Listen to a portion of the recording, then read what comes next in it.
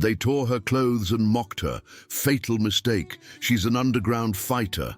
Serena Martinez walked through the front doors of Westfield High with her head down, clutching her worn backpack straps like they were lifelines.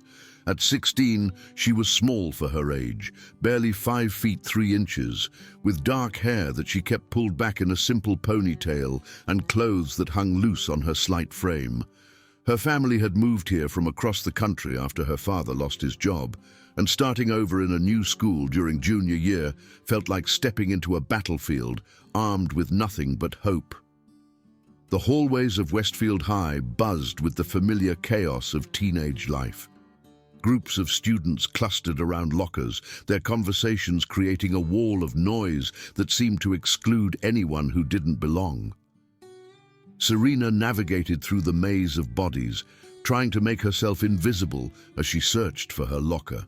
She had learned long ago that drawing attention usually meant trouble, and in a new place where everyone already had their established circles, being the quiet outsider felt safer than trying to fit in.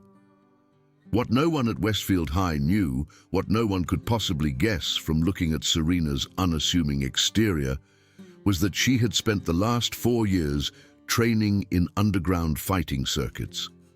Her older brother Miguel had introduced her to the world when she was 12, after she came home one too many times with bruises from kids who thought she was an easy target. The gyms were rough, filled with people who had learned to fight out of necessity rather than sport, and they had taught her that survival meant never showing your true strength until you absolutely had to. "Look what we have here," a voice cut through her thoughts as she fumbled with her combination lock. Fresh meat. Serena glanced up to see 3 students approaching her locker. The leader was a tall, broad-shouldered boy with bleached hair and cold blue eyes. His name was Kyle Morrison, and she had already heard whispers about him in her morning classes. He was the kind of guy who commanded attention through intimidation, surrounded by followers who fed off his cruelty. Flanking him were his 2 constant companions, Derek Santos, a stocky kid with angry eyes who looked like he spent more time in detention than class, and Madison Webb, a girl whose pretty face couldn't hide the mean streak that seemed to radiate from her very core. "I'm Kyle," the leader said, his voice dripping with false friendliness. "We run things around here and we like to welcome new students personally." Serena kept her head down, focusing on her locker combination. She had dealt with guys like Kyle before, and she knew that engaging would only make things worse. The best strategy was to stay invisible, to give them no reason to single her out. She had promised herself she would lay low here, that she would try to have a normal high school experience for once. "Hey, I'm talking to you." Kyle's voice grew sharper as he stepped closer. "It's rude to ignore someone when they're being nice." "Sorry," Serena mumbled, finally getting her locker open. "I was just trying to find my books." Madison laughed, a sound that held no warmth. "Look at her clothes. Did she get dressed at a thrift store?" Serena's jaw tightened, but she forced herself to remain calm. Her clothes were indeed from thrift stores, but that was out of necessity, not choice. Her family was still struggling financially, and new clothes weren't a priority when they were worried about making rent. She grabbed her textbooks quickly, hoping to escape before the situation escalated. "Where are you going?" Derek blocked her path, his voice carrying a threatening undertone. "We're not done talking to you." "I need to get to class," Serena said quietly, looking for a way around him. "Class doesn't start for 10 minutes, Kyle said, moving to her other side. "You have plenty of time to chat with your new friends." Serena felt the familiar knot forming in her stomach, the same feeling she had experienced countless times before when she was cornered by bullies who thought they could push her around because of how she looked. Her hands, hidden inside her oversized sleeves, clenched into fists that had been trained to strike with devastating precision. But she forced herself to relax them. Fighting would only make her a target, would only give them more reason to come after her. "I really need to go," she said, trying to push past Derek. He shoved her back against the lockers, hard enough that her books scattered across the floor. Several other students had stopped to watch, but none of them stepped forward to help. It was the same everywhere she went. People were always willing to watch a spectacle, but rarely willing to intervene. "Oops," Derek said with mock concern. "Looks like you dropped something." As Serena bent down to collect her books, Madison stepped forward and kicked them further down the hallway. "So clumsy," she said with a smirk. "Maybe you should be more careful." Kyle laughed as if it was the funniest thing he had ever seen. "Yeah, we wouldn't want you to hurt yourself on your first week."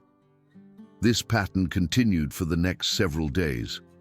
Kyle and his friends seemed to have made Serena their personal entertainment.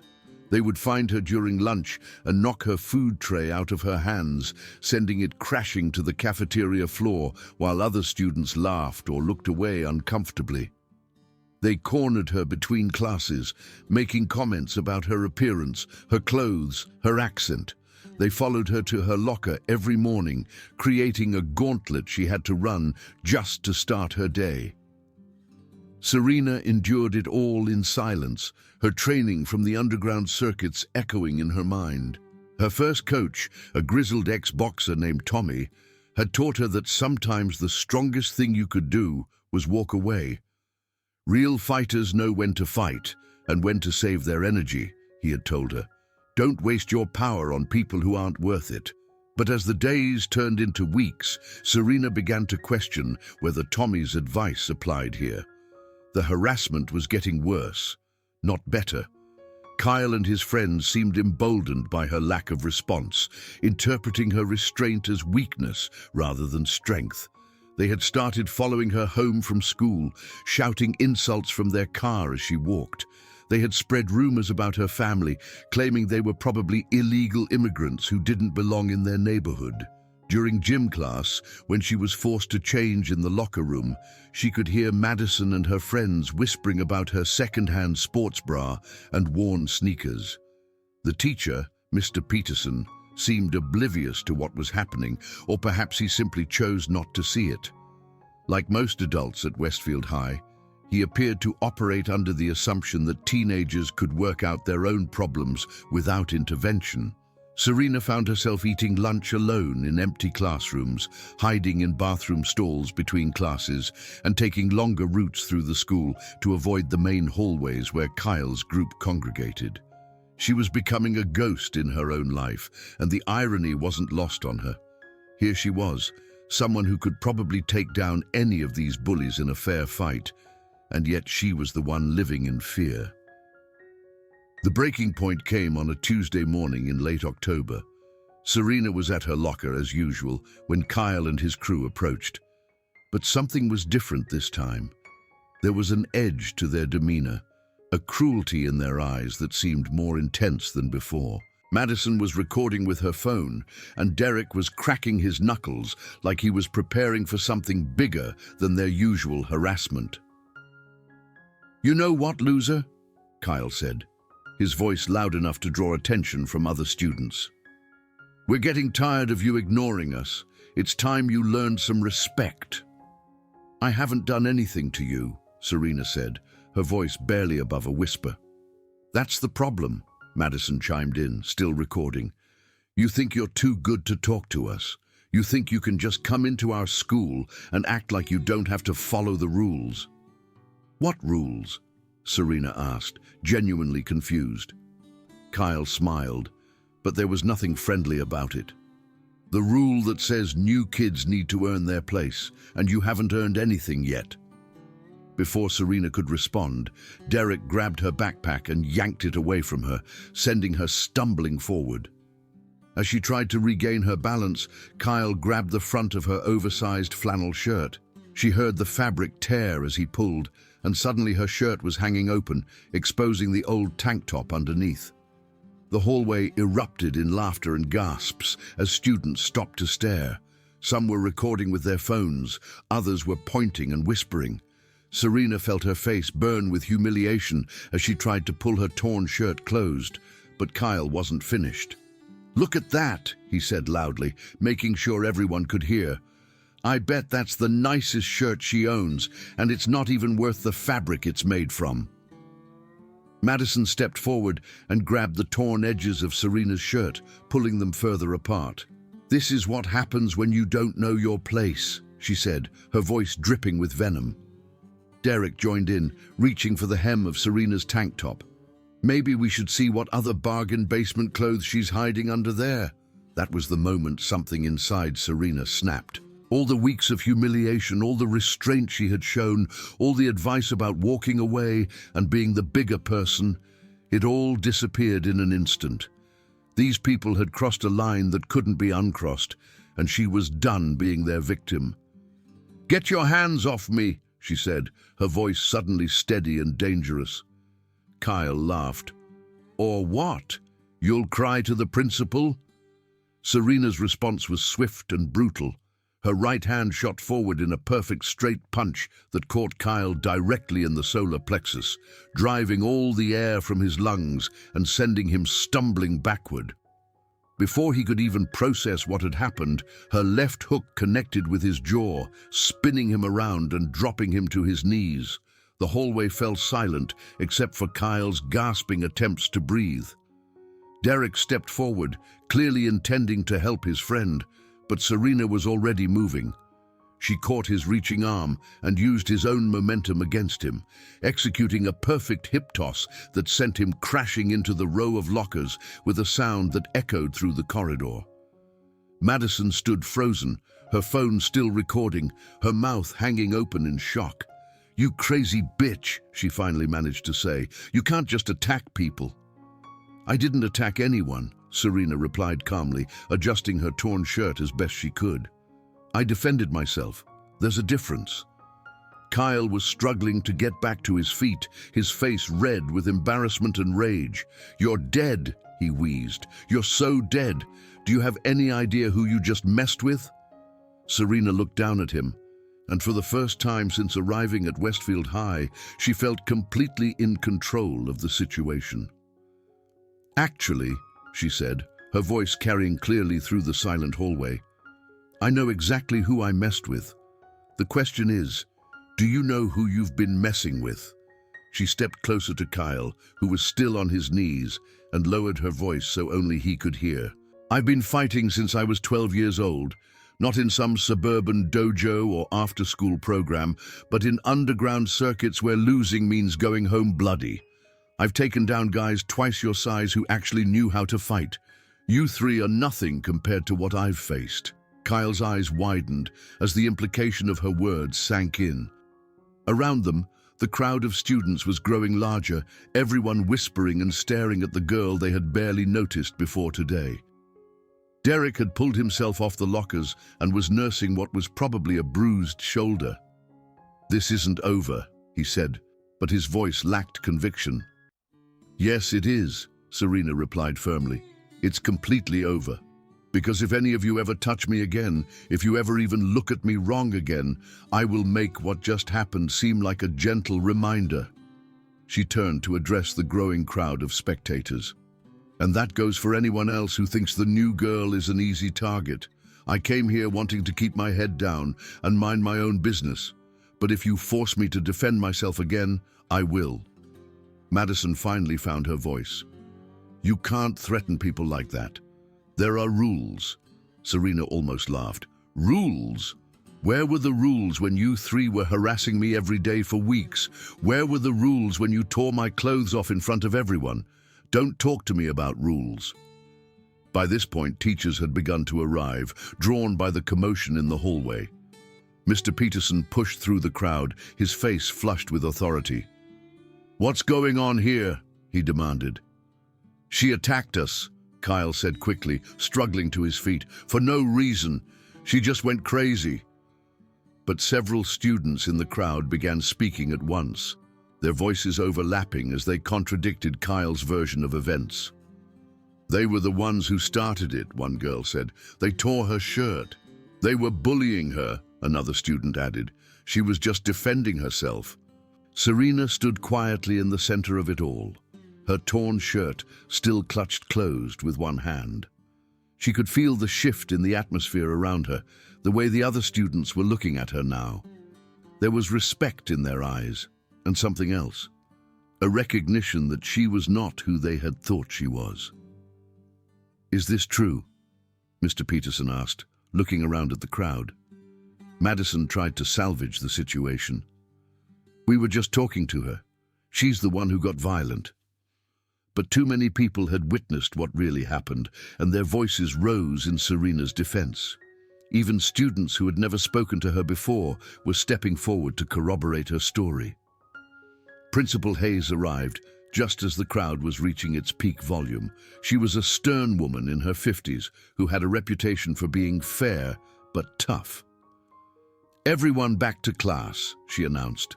"Now, Kyle Morrison, Derek Santos, Madison Webb, and..." She looked at Serena questioningly. "Serena Martinez," Serena supplied. "Ms. Martinez, my office, all of you." As they walked toward the administrative wing, Serena could hear the whispers following them down the hallway. The story was already spreading, growing and changing with each retelling. By the time they reached the principal's office, she had become everything from a secret martial arts expert to the daughter of a crime boss. The truth, as she explained to Principal Hayes in the privacy of her office, was simpler but no less remarkable. Yes, she had been training to fight since she was 12.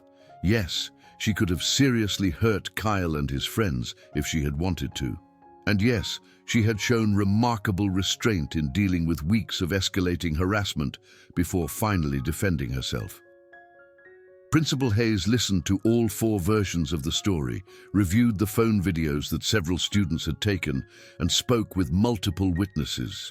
In the end, her decision was swift and decisive. Kyle, Derek, and Madison received 3-day suspensions for harassment and destruction of property. Serena received no punishment at all.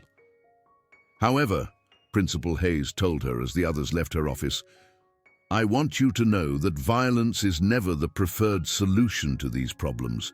There are proper channels for reporting harassment." "I tried those channels," Serena replied quietly. "I told my first period teacher what was happening. I mentioned it to my guidance counselor. Nobody seemed to think it was serious enough to address." Principal Hayes frowned. "I'll be looking into that. But in the future, I want you to come directly to me if something like this happens again." "There won't be a future like this," Serena said with quiet confidence. "Word travels fast in high school. I don't think anyone else will be eager to test me." She was right.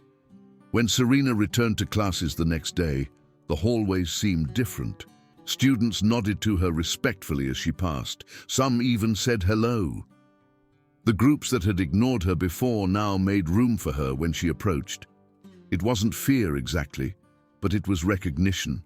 The understanding that she was someone who deserved basic respect. Kyle and his friends returned from their suspension subdued and angry, but they kept their distance.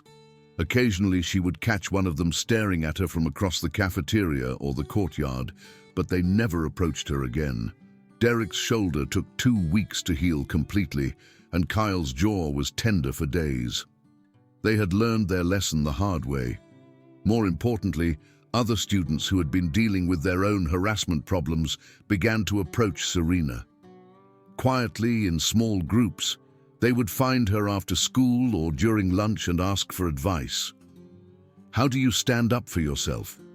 How do you find the courage to fight back? She found herself becoming an unlikely mentor to kids who had been suffering in silence. "The thing is," she told a freshman named Alex, who had been getting picked on for being small, "you don't have to become a fighter to stand up for yourself. You just have to believe that you deserve respect. Most bullies are cowards who only pick on people they think won't fight back. Once you show them you're not an easy target, they usually move on." But for some of the kids she talked to, the advice wasn't enough. A few of them asked if she could teach them actual fighting techniques, and after thinking it over, Serena approached Principal Hayes about starting a self-defense club. To her surprise, the principal was enthusiastic about the idea. "We've had an ongoing problem with bullying that traditional disciplinary measures haven't solved," Principal Hayes admitted. Maybe empowering students to protect themselves will help create a different culture here. The self-defense club started small, meeting twice a week after school in the wrestling room. Serena taught basic techniques, how to break free from grabs, how to create distance, how to strike effectively if absolutely necessary. But more than the physical skills, she emphasized confidence and awareness. The goal isn't to become the toughest person in school, she would tell her students. The goal is to carry yourself like someone who won't be victimized. Most conflicts can be avoided if you project the right energy. Word about the club spread quickly, and within a month they had over 20 regular members. Kids who had been targets before were walking taller, speaking up more confidently, and forming friendships with others who understood what they had been through. Kyle and his friends watched these developments with obvious frustration. Their usual victims were no longer available, and their reputation as the school's dominant clique had been permanently damaged. They tried to rebuild their image by picking on students from other schools at football games and local hangouts. But even that backfired when several Westfield students who had witnessed Serena's hallway confrontation began standing up to them. The transformation of Westfield High's social dynamics wasn't immediate or complete, but it was undeniable. Teachers began paying more attention to signs of harassment. Students were more likely to speak up when they witnessed bullying. The culture of silence and complicity that had allowed Kyle's group to operate unchecked for years was gradually being replaced by something healthier. For Serena, the changes were both personal and profound. She had come to Westfield High hoping to blend in and avoid trouble, but instead she had been forced to reveal her true strength. In doing so, she had discovered that strength wasn't just about fighting skills. It was about knowing when to use them and when to show restraint. 3 months after the hallway incident, as she sat in the cafeteria surrounded by members of her self-defense club, she reflected on how much her life had changed. She was no longer the invisible new girl trying to survive until graduation. She had become a leader, a protector, and an example of how standing up for yourself could change everything. "Do you ever regret it?" asked Sarah, one of her club members who had been dealing with cyberbullying before joining the group. "Fighting back like that, I mean." Serena considered the question carefully. "I regret that it had to happen at all," she said finally. "I wish Kyle and his friends had left me alone. I wish the adults had intervened before it got to that point. But do I regret defending myself? No, never.